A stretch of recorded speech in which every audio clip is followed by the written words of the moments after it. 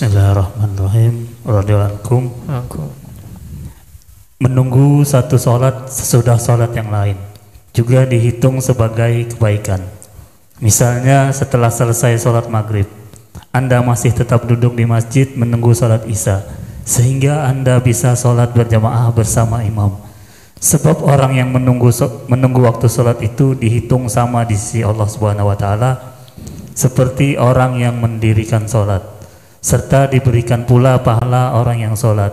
Menunggu waktu sholat itu bisa sesudah mendirikan sholat ataupun datang lebih awal ke masjid sebelum waktu sholat, lalu duduk menunggunya. Orang yang tetap di tempat sholatnya setelah usai sholat akan dimohonkan ampunan dan didoakan para malaikat sehingga ia batal wudunya ataupun bercakap-cakap.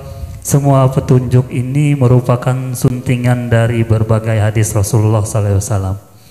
Nabi SAW pernah bersabda, ala adullukum ala ma yamuhullahu bil khotoya wa yarfa'u bihid darajat.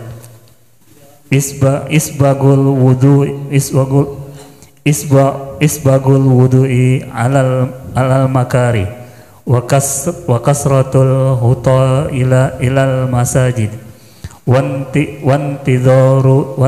wantidharus salati ba'da salati fazalikumur ribatu.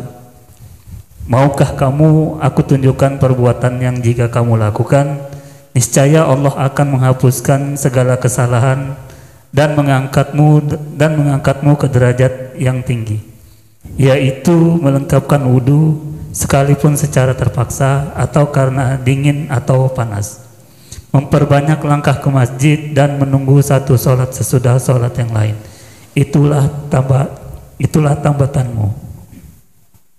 Sabdanya yang lain, innakum lan tazalu fi salatin man tazartumus shalah. Kamu masih tetap dalam sholat selagi kamu menunggu sholat. Sabdanya lagi, basyiril masyaina ilal masajidi bizzulmi bin nurit tammi yaumal qiyamah. Berikanlah kabar gembira kepada orang-orang yang selalu berjalan menuju masjid atau untuk menunaikan sholat di dalam gelap gulita dengan perolehan cahaya yang terang benderang di hari kiamat. Ada sebuah riwayat yang menunjukkan bahwa setiap orang yang melangkah ke masjid akan dicatatkan baginya kebaikan dan Allah akan menentukan pahalanya sebagai berikut. 1 langkah untuk menghapus suatu kesalahan, 1 langkah dicatatkan baginya kebaikan, dan 1 langkah lagi akan mengangkatnya ke suatu derajat sebagaimana dicatatkan baginya pahala ketika pergi ke masjid. Begitu pula dicatatkan baginya pahala ketika kembali ke rumah. Sabdanya yang lain, la tazalul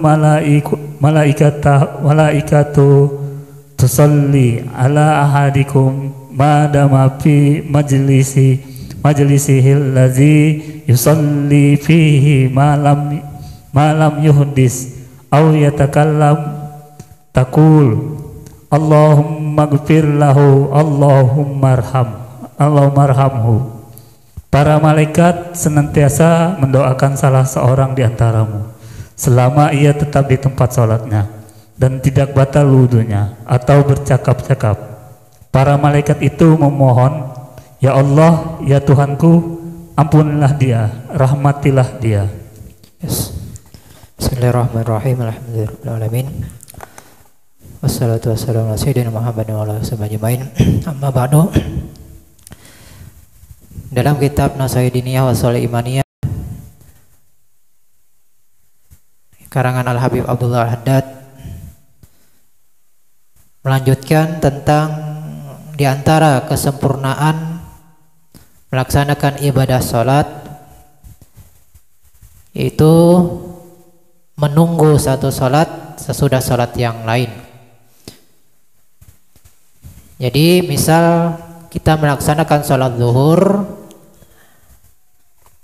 maka kita dalam keadaan menunggu sholat sesudah sholat zuhur, yaitu sholat asar. Begitu selanjutnya, ketika di waktu sholat asar kita dalam keadaan menunggu sholat maghrib dan seterusnya. Nah, itu adalah diantara kesempurnaan melaksanakan ibadah sholat. Makanya dicontohkan beliau di sini, ketika kita melaksanakan sholat maghrib misalnya di masjid secara berjamaah, kemudian kita tetap berada di tempat di mana kita melaksanakan sholat maghrib sampai masuknya sholat isya, kemudian kita melaksanakan sholat berjamaah sholat isya di tempat tersebut. Nah, itu dinamakan menunggu satu sholat sesudah sholat yang lain. Karena beliau mengatakan orang yang menunggu waktu sholat dihitung sama di sisi Allah Subhanahu wa Ta'ala seperti orang yang mendirikan sholat. Nah, jadi seperti ataupun seolah-olah sekalipun dia cuma duduk, misalnya setelah sholat maghrib, kemudian dia duduk sampai waktu sholat isya, nah itu dihitung seolah-olah dia senantiasa melaksanakan sholat dalam waktu dia menunggu antara sholat maghrib dan sholat isya. Jadi semua dihitung seolah-olah dia melaksanakan ibadah sholat. Tapi nanti ada syaratnya.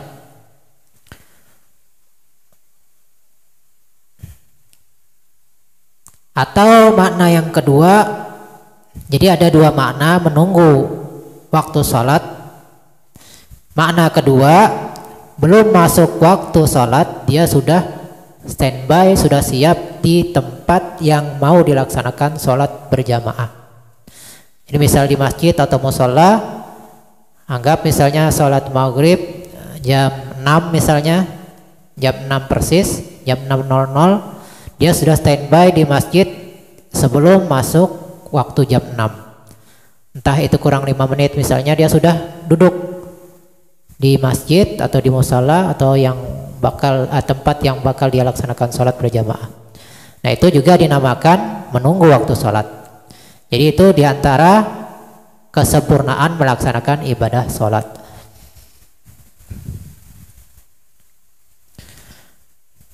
Kemudian selain dianggap dia senantiasa melaksanakan sholatnya,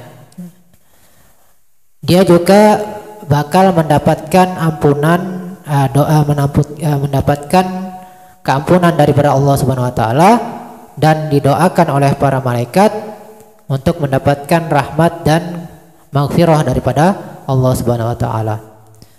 Jadi 3 diantaranya yang dia peroleh selain daripada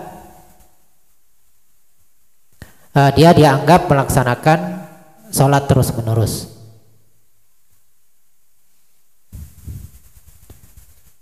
Jadi dia melaksanakan sholat terus menerus, jadi dianggap dia senantiasa berada dalam ibadah sholat. Kemudian ditambah dia mendapat ampunan daripada Allah dan mendapat doa dari para malaikat untuk Allah mengampuninya dan memberi rahmat kepadanya.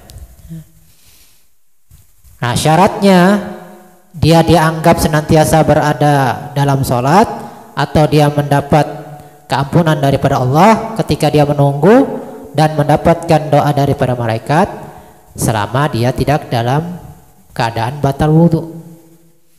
Jadi misalnya dari maghrib ke isya, kalau ternyata dia batal misalnya sebelum masuk waktu sholat isya, misalnya jam 7:10, ternyata dia batal, nah itu putus. Jadi sampai dia batal, nah disitulah dianggap dia senantiasa melaksanakan ibadah sholat. Makanya secepat mungkin dia berwudu kembali supaya kembali ke tempat semula, supaya dia masih dianggap senantiasa berada di dalam ibadah sholat. Karena dia belum masuk waktu sholat isya misalnya, jam 7 misalnya batal wudunya, dia wudu sebentar balik lagi, maka tetap dia dianggap masih dalam keadaan sholat. Karena masuk di makna yang kedua. Makna yang kedua kan menunggu waktu sholat sebelum sampai waktu sholat. Jadi kalau batal sambung lagi.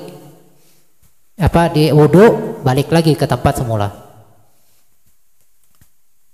Atau terputus apabila dia bercakap-cakap di luar daripada masalah agama. Ngobrol, membahas hal-hal yang di luar masalah agama, maka putus. Misal ketika dia sedang menunggu waktu sholat, tiba-tiba ada yang ngajak ngobrol misalnya masalah dunia, atau dia sendiri ngomong masalah dunia misalnya, berbicara masalah dunia. Oh nanti misalnya masalah politik, misalnya bicara masalah politik yang nggak ada kaitannya dengan masalah agama. Nah itu dianggap putus sudah. Adapun apabila dia berkata-kata dalam masalah agama, ini nggak masalah, malah itu dianggap lebih baik,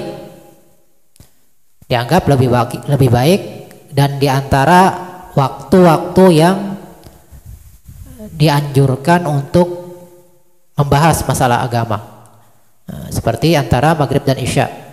Begitu juga setelah waktu asar sampai ke maghrib. Menunggu waktu dalam keadaan menuntut ilmu itu bahkan dianggap lebih bagus. Nah ini semua sesuai dengan hadis Nabi SAW, bahwa Nabi kita SAW menyampaikan ada 3 hal yang dianjurkan oleh Nabi kita SAW, yaitu bisa dengan 3 amalan tadi menghapuskan segala kesalahan.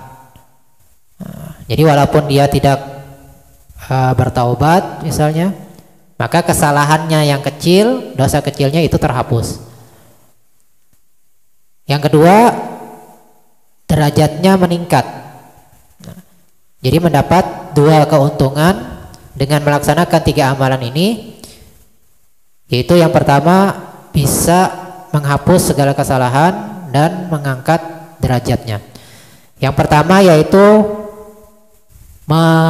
melengkapkan atau menyempurnakan wudhu dengan rukun-rukunnya dan sunnah-sunnahnya dalam keadaan terpaksa, dalam keadaan yang dia tidak sukai.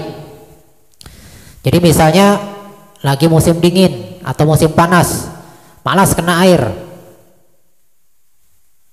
Biasanya kalau musim panas malah senang ya kena air. Ini musim dingin, yang kebiasaan musim dingin, apalagi misalnya di daerah Arab itu, oh malas mandi, malas wudhu, malas kadang kalau lagi musim dingin. Walaupun misalnya airnya dipanasin, itu kadang-kadang kalau misalnya airnya sudah kering, nah itu nanti jadi dingin lagi, nggak enak kadang. Jadi tetap dia berusaha melaksanakan rukun-rukun wudhunya dan sunnah-sunnahnya. Jadi artinya di sini ketika melaksanakan wudhu itu senantiasa dalam keadaan menyempurnakan rukun dan sunnah-sunnahnya dan adab-adabnya. Jadi rukun, sunnah dan adab-adab wudhu tetap dia sempurnakan sekalipun dalam keadaan terpaksa. Kemudian yang kedua, memperbanyak langkah menuju masjid. Jadi ketika melaksanakan mau menuju masjid itu memperbanyak langkah. Misalnya mau ke At-Taqwa nih, At-Taqwa dari sini kan kalau lurus saja kan pendek, paling berapa ratus meter, anggap 200 meter atau 300 meter. Karena dia mengamalkan memperbanyak langkah, tapi selama langkahnya ini tidak menyimpangkan dirinya daripada tujuan. Jadi misalnya dia ambil jalan lain, misalnya mutar nih, lewat Kusuma Bangsa, keluar lampu merah Kusuma Bangsa, lewat Bukit Cinta, balik lagi dia ke At-Taqwa, tambah jauh, semakin banyak pahalanya. Jadi dia mengambil langkah yang lebih jauh untuk memperbanyak langkah ke masjid, bukan justru jalan pintas. Kadang-kadang kita kan cari jalan pintas supaya lebih cepat sampai. Ini enggak. Nah, dia perbanyak langkahnya menuju masjid. Begitu juga sepeda motor ataupun mobil. Nah, jadi memperbanyak langkahnya. Ada juga yang caranya, jadi kalau misalnya berangkat itu jalan A, nanti pulangnya jalan B, ngambil jalan lain pulangnya, supaya memperbanyak hitungan langkahnya. Kemudian yang ketiga, menunggu satu sholat sesudah sholat yang lain. Nah, sebagaimana yang dijelaskan. Nah, ketiga hal ini adalah tambatanmu atau ikatanmu atau persiapanmu dalam rangka jihad fisabilillah. Nah, jadi ini dianggap seolah-olah kita mau berjihad fisabilillah apabila kita melaksanakan tiga hal ini. Jadi seolah-olah kita melaksanakan persiapan untuk menuju medan perang fisabilillah. Jadi cukup melaksanakan tiga hal ini sudah dianggap melakukan persiapan jihad fisabilillah. Kemudian sabda yang lain, sesungguhnya kalian senantiasa dianggap tetap melaksanakan ibadah sholat selagi kamu menunggu sholat yang selanjutnya. Jadi ini selagi kamu menunggu sholat, entah hatinya, entah secara fisik, terutama secara fisik. Itu kalau bisa secara fisik, batin, zahir dan batin. Jadi hatinya senantiasa nunggu, senantiasa terikat. Makanya diantara 7 orang yang mendapat kenaungan di kenaungan Allah di hari kiamat, itu orang yang hatinya terikat kepada masjid. Artinya dia selalu hatinya menunggu-nunggu sholat selanjutnya. Maka dia dianggap senantiasa berada di dalam ibadah sholat. Jadi hatinya selalu nunggu kapan asar, kapan maghrib, kapan isya, kapan subuh. Itu senantiasa dia menunggu waktu tersebut, baik secara batin dan zahirnya. Kemudian sabda Nabi yang lain, berikanlah kabar gembira kepada orang yang selalu berjalan menuju masjid untuk menunaikan ibadah sholat di dalam gelap gulita dengan mendapatkan cahaya yang terang benderang di hari kiamat. Jadi orang yang bersusah payah berjalan menuju masjid atau tempat melaksanakan ibadah sholat secara berjamaah, itu bakal mendapatkan cahaya nur yang terang benderang di hari kiamat, di mana kebanyakan orang ketika itu dalam keadaan gelap gulita. Jadi itu diantara amalan mendapatkan nur di hari kiamat, yaitu senantiasa memperbanyak langkahnya berjalan menuju tempat melaksanakan ibadah sholat. Nah, riwayat yang lain disebutkan, jadi satu langkah menghapus kesalahan, satu langkah yang lain mencatat kebaikan. Jadi keampunan, langkah yang pertama dapat keampunan, langkah yang kedua mendapat kebaikan, langkah ketiga menaikkan derajat dan seterusnya. Begitu juga balik ke rumahnya seperti itu juga. Kemudian di hadis yang lain, senantiasa malaikat berdoa memohonkan ampun kepada salah seorang kalian selama ia tetap di tempat sholatnya dan tidak batal wudunya atau bercakap-cakap. Nah, jadi syaratnya itu mendapatkan doa daripada malaikat. Syarat yang pertama, dia tetap berada di tempat sholatnya. Nah, makanya daripada kebiasaan salafus saleh, ajaran-ajaran orang-orang terdahulu itu ketika sholat jangan langsung pergi. Semakin lama kita berada di tempat kita sholat, semakin lama juga kita mendapatkan doa daripada para malaikat.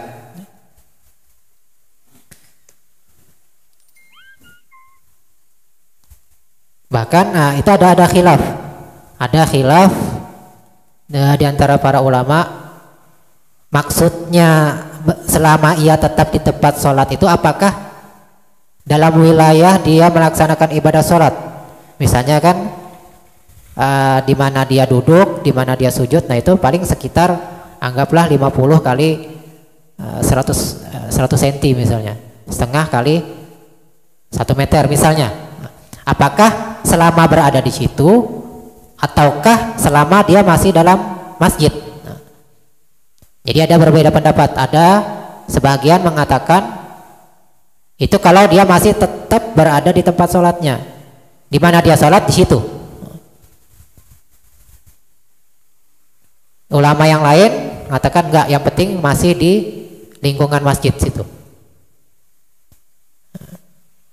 Jadi kalau bisa jangan geser. Kadang kebanyakan kita enggak. Selesai nih mundur semua. Apalagi sudah selesai baca Allahumma ajirni minan nar, Allahumma ajirni minan nar, Allahumma ajirni minan nar, mundur semua. Ini kalau menurut sebagian ulama tadi enggak dapat. Jadi kalau bisa jangan bergerak kecuali di tempat itu juga. Paling ganti posisi duduk. Nah, kebanyakan orang enggak mundur ya, cari tempat yang lebih lega. Kadang nempel ke tembok, ke dinding. Nah, jadi kalau menurut ulama yang sebagian mengatakan enggak, harus di tempat di mana dia sholat, walaupun masjidnya luas. Nah, maka seandainya kita mundur, pindah ke saf ketiga misalnya, kita asalnya di saf pertama, mundur ke saf kedua, nggak dapat lagi. Itu menurut sebagian ulama. Jadi kalau bisa di situ-situ aja sampai kita baca wirid, sampai berdoa, sampai sholat sunnah. Kalau bisa di situ-situ aja, jangan pindah sampai datang waktu sholat selanjutnya. Jadi maghrib di situ, isya di situ juga. Maka terus-terusan dia mendapatkan doa daripada para malaikat. Kemudian syarat yang kedua, selama nggak batal wudhunya. Kemudian yang ketiga, selama dia tidak bercakap-cakap, walaupun tetap di situ tapi batal wudunya, putus juga. Atau dia tetap di situ sampai masuk waktu sholat isya, tapi isinya ngobrol masalah dunia, terputus juga. Jadi apa yang didoakan para malaikat? Nah, malaikat memohon kepada Allah Subhanahu Wa Taala bahwa orang ini mendapatkan keampunan daripada Allah dan mendapat daripada rahmat Allah Subhanahu Wa Taala.